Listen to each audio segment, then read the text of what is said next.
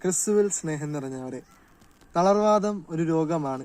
മനസ്സിനെയും ശരീരത്തെയും തളർത്തുന്ന ഒരു രോഗം. അനുകമ്പ ഉള്ളിലൊതുക്കി നടന്നകലുന്ന ക്രിസ്തു.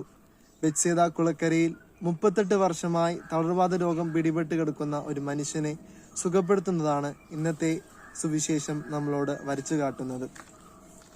യേശു ഈ മനുഷ്യനെ കണ്ടപാടെ ചോദിക്കുന്നത് ഇങ്ങനെയാണ്: നിനക്ക് സുഖം പ്രാപിക്കാൻ ആഗ്രഹമുണ്ടോ എന്ന്.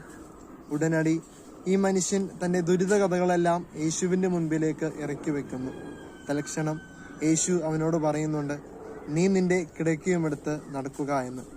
പ്രിയമുള്ളവരെ, ഒന്ന് ചിന്തിച്ചു നോക്കിക്കേ. ഈ മനുഷ്യൻ ഒരു ബലഹീനനല്ലേ?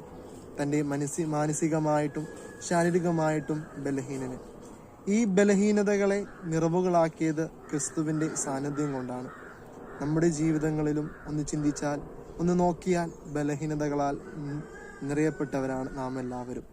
നമ്മുടെ സാമൂഹ്യപരമായിട്ടും ഭൗതികപരമായിട്ടും പല പല തരത്തിൽ നോക്കിയാൽ നാമും ബലഹീനതകളാണ്. ഈ ബലഹീനതകളെ നിറവുകളാക്കുവാൻ ക്രിസ്തുവിന്റെ സാന്നിധ്യം മാത്രം മതി.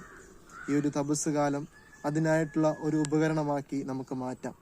അങ്ങനെ നല്ലൊരു ക്രിസ്തുവിന്റെ ശിഷ്യന്മാരായി നമുക്ക് വളരുകയും ക്രിസ്തു സാന്നിധ്യം കൊണ്ട് നമ്മുടെ ബലഹീനതകളെ നിറവുകളാക്കുവാൻ നമുക്ക് പരിശ്രമിക്കുകയും ചെയ്യാം.